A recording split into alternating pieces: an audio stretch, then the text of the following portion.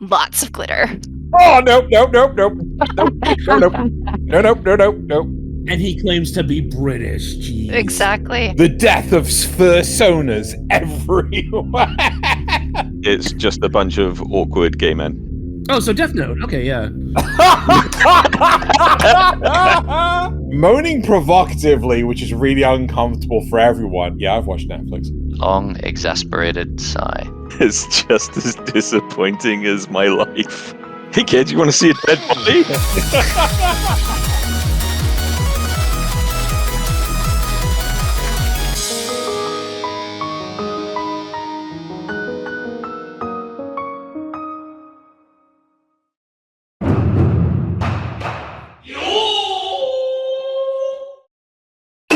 Bear, Yes, ma'am. can you let the next applicant in, please? Yes, ma'am. Also, could you cancel our 2:00 interview? My tea time's at 3 and... Oh, hello. Xeno, is it? Come in. Stand there. Yes, please. In the center of the room that looks suspiciously like a courtroom. Thank you for joining us today. We're here because you've expressed an interest in joining Senpai Corp.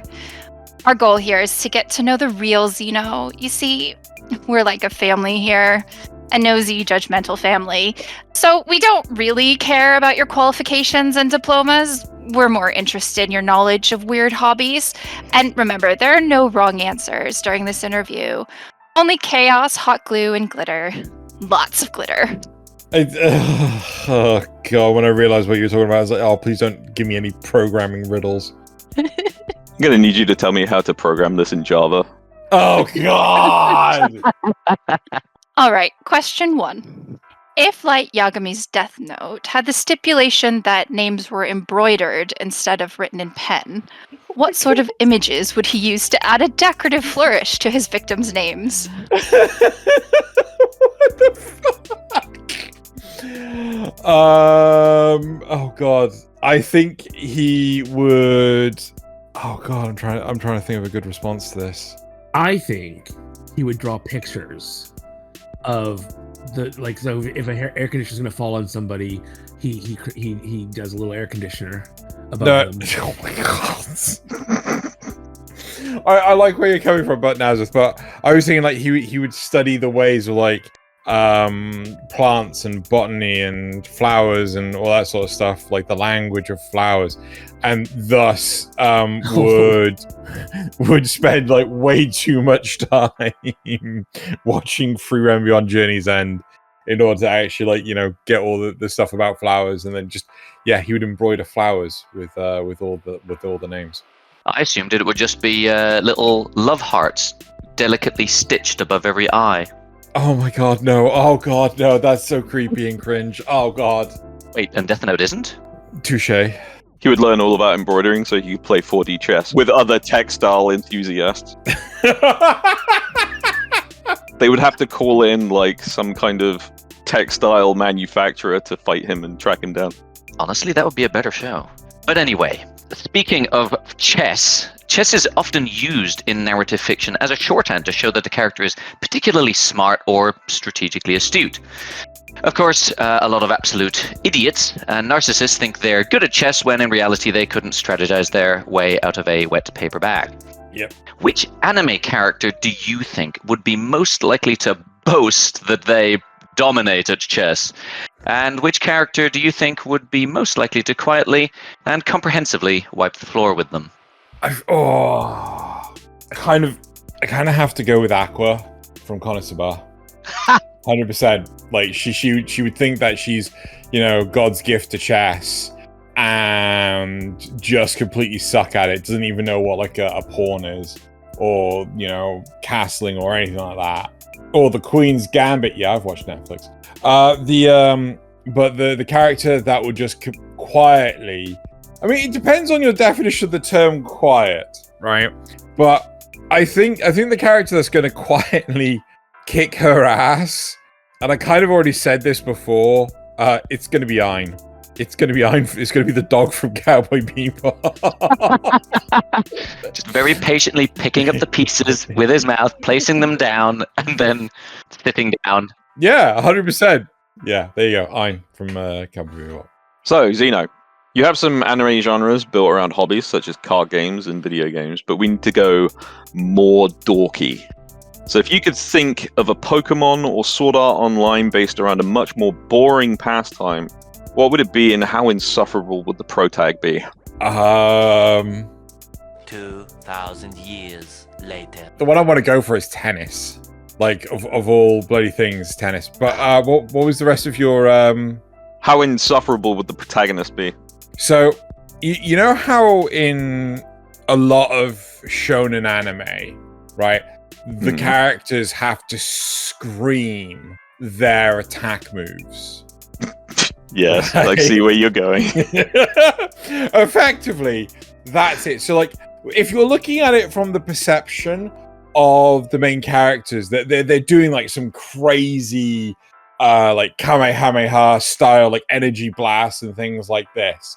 But if it's got to be able to cut to the standard Joe viewer, and literally, it's just the characters either moaning provocatively, which is really uncomfortable for everyone, or they're just shouting tennis, the word tennis, as they're hitting the ball. Tennis! Tennis! So, question 2. Which anime character would decide to retire from their life of fighting to spend the rest of their days mudlarking? What? What the fuck is mudlarking? And he claims to be British. Jeez. Exactly. How does he not know what mudlarking is? What the fuck is mudlarking? It's when you go out, I think, it's in this very specific context, you go out onto the River Thames at low tide, and you dig through the muck to find valuable shit. Right. First off, that requires me going to London. Second, that requires me going anywhere near the River Thames. Third, that requires me going to London, right? So it's like it's not going to happen in any way, any sense of the form, right? But sorry, what was? Okay, now we know what mudlarking is. What was the question? Which anime character would decide to retire from their life of fighting to go mudlarking every day? Yeah. Does this? I'm wondering. I'm going to say Senshi from Delicious in Dungeon. Just starts digging through the muck. His valuables aren't the random stuff that got dropped into the River Thames. His valuables is like the random animals and shit that he can eat. Or people. Hey kids, you want to see a dead body? Or the people that he threw into the River Thames only to collect later. Alright then. For many people, though stereotypically perhaps not your traditional weeb audience, playing sports is a hobby. Which non-sports anime would actually be pretty good, or even maybe better, if it were all about playing five-a-side football? Oh my god! And which sports anime would be much better if it contained absolutely no sports whatsoever? So the problem is, like, if I say any anime name would be better. Codebreakers. Oh my love of God. Codebreakers would instantly be better if it was five-a-side football. Like, I'm suffering through this series, not as we speak, but like I can only stomach one episode of Visit with Loz, right? It is the dumbest. It's like, it is definitely 100% from the era of Death Note, but it's like, oh, we're gonna be a code breaker. It is the angstiest crap. Like, there's so much cringe and edginess to it. It's like, oh my god. So if it turned out like it was just five-a-side football, I think the series would be infinitely less cringe. And the other question is, which sports anime would be better if you removed the sport? Yeah, if it were not about sports and were about instead, I don't know, an epic adventure or saving the world, usual anime things. You know what? For shits and giggles, I'm gonna say Haikyuu. I know it's got several seasons and several movies, so I'm just gonna rattle the cage. Haikyuu. Correct answer is Blue Lock, and instead it would be about something that doesn't require much animation. Oh my fucking god, how did I forget about Blue Lock? Jesus Christ. They're gonna play Hangman instead. I'm gonna vote Yuri on Ice. And instead of ice skating, it's just a bunch of awkward gay men. Oh, so Death Note. Okay, yeah. No, that's brooding gay men. Slightly different genre. Okay, yeah, sorry. Yeah, gotta get it right. Alright, as we previously addressed, Light Yagami is essentially a shitty murder fanfic writer with zero imagination. If the Death Note were given to your average Tumblr self-insert /fic writer, what kind of death do you think we would see, and how would it change the tone of the show?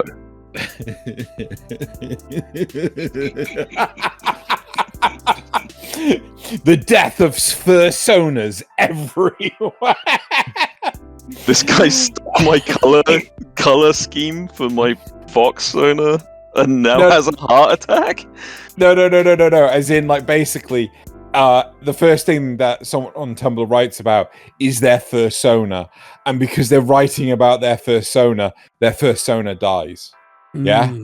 So they themselves are still alive. But the character, like, just has a tragic death. And I'm just like, why did I write this? The Death Note commanded. The Fur Note. Sorry. I would actually put some actual proper anime things in there. So, I think genuinely, like, all the bullying would just sort of like stop, and effectively, the main protagonist would write themselves like beating up and murdering their bullies and stuff like this. And of course, it would actually happen. Seriously, they get like super. Go on. I was gonna throw in an Evangelion on here. It would be anyone that ships them their own OCs with that person's waifu. They get killed. You know, anyone who says Goku can beat Saitama, they get killed. That sort of thing is what is really happening. Just the pettiest deaths. Oh, exactly. This is Tumblr we're talking about. Oh, sorry. Right, sorry. So basically, they say something and they end up getting killed. Yeah. So somebody else says something about, like, the person who has the Death Note. Here's somebody else shipping themselves with the person, the Death Note owner's waifu, and so 100%. There's going to be a non-zero amount of people involved with Darling in the Franxx, with the whole 02 and whatever the name of the blue-haired girl. That's going to 100% be a thing.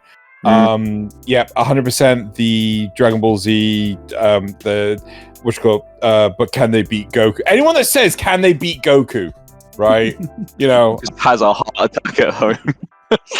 Instantly. What else Amazing. Is there? Anyone that refers to any other character as the Black Swordsman that isn't Guts. What are the anyone that posts, right? I know this is more like a Reddit thing, but I'm pretty sure Tumblr's gonna have this. Anyone that posts straight up porn as a meme, right? The number of people that do this is like, oh, this is a meme. It's like, no, this is just porn. There's nothing funny about this. Could you please stop? There you go. They're also gonna get it. Behold the wild Xenogelion. For generations, his kind have struggled to survive without the use of elbows. This often led to strange clipping and odd behaviors, but the Xenogelion was quite happy in his little niche. However, nature is cruel and often forces selection pressures. And so behold, after generations spent alone, watched and heckled by a cruel peanut gallery, the Xenogelion has developed a new survival strategy. With the careful application of elbow trackers, he can exist in this strange VR environment with far less clipping, far more maneuverability, and a much greater ability to express himself. Did you notice? You've been watching this whole time. Please, consider helping the Xenogelion evolve even further by joining his Patreon at patreon.com/Xenogelion, where you can help him to hire like-minded fellows to repopulate this beautiful landscape. And you'll also get access to an extended version of this show. You'll get to see interactions like this. You know what? I am envisioning competitive shin kicking to be just upscaled animated South Park. So 100% competitive shin kicking. Oh my god, underwater pumpkin carving. What the fuck? Here is the website I got them from. I feel like there's other forms of padding better suited than straw. It's traditional though. Fuck tradition. Yeah, beat it with technology. We have the power. Faster, better, stronger, shin kicking. Oh, truly, nature is beautiful. Let's get back to watching it, shall we? So, you're walking around campus, attempting to form a college Quidditch club. What anime Sorry. What anime character would make the best golden snitch, and how would you recruit them to join? Hold on. Isn't the golden snitch the ball? Person. It's the person. We're not talking about real Quidditch. We're talking about college Quidditch. Right, okay. Well, college Quidditch sounds like it's one step removed from Death Note fans. Wow, really laying thick into Death Note today. So who would I have? Oh, Nazeth. Nazeth. The Fable. Ooh. Yeah, because like, remember that the one episode where he was running away from the gangsters and he kept acting surprised? Yeah. Right, so everyone should watch The Fable. It is a bit of a hard watch, but it does have an English dub. And it's effectively about an assassin who has to lay low and live a normal life. And he's trying to pretend to be normal. So when he's being chased by some thugs, he forgets, like, oh wait, no, I have to be out of breath just like he is. And so he just stops like mere meters away from this, just like looking around, faking it really badly. And then as soon as like the thug starts to go after him again, it's like, and just starts running full sprint. It's so fucking fun. Yeah, and honestly, like he does this horrible afraid face. It's incredible. So funny. Honestly, people need to watch The Fable. It's really good. Honestly, genuinely. But yeah, The Fable as the Golden Snitch. Also, there's a threat of being shot. So, Dungeons & Dragons has exploded in popularity in recent years thanks to actual play podcasts and YouTube shows. Now, which 4 anime characters brought together to play D&D do you think would make for the most entertaining game of D&D to watch? And which anime character do you think would make the best DM? Chisato from Lycos Recall. Ooh, Sunraku from Shangri-La Frontier. These are the players. Oh fuck! Iwanaga from Inspector. I'm gonna say Komi from Komi Can't Communicate. Oh my god! Who would be the best DM? I'm gonna do Uncle from Another World. Oh god! You'll just derail so fucking hard. Alrighty then, Xeno. Important question for you now. Cooking anime shows are centered around the wonderful hobby of home economics.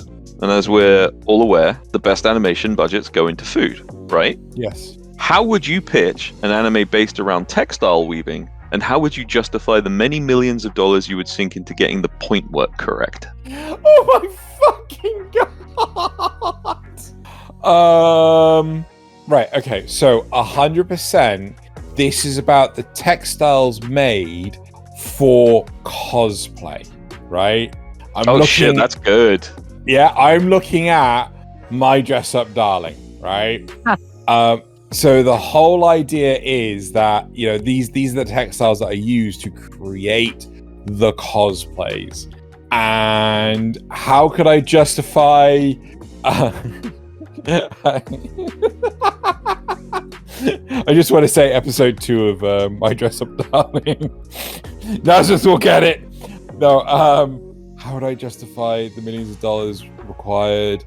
I would probably find some actual textile companies to work with and get sponsorship deals from them, and just say like, look, you don't want to inaccurately portray how the textiles are created, do you? You don't want another X-Arm situation, do you? You know, Nobody wants an X-Arm situation. no one. Okay, Xeno, which anime villain is most likely to secretly be collecting belly button lint? Buggy the Clown.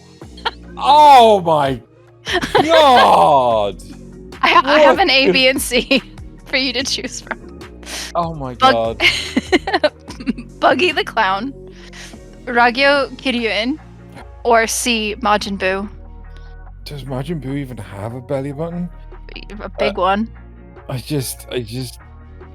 feel like the mum from Kill la Kill would be out to destroy all forms of lint. Or she'd collect them and like felt them together to make. Oh nope. Oh, fuck me.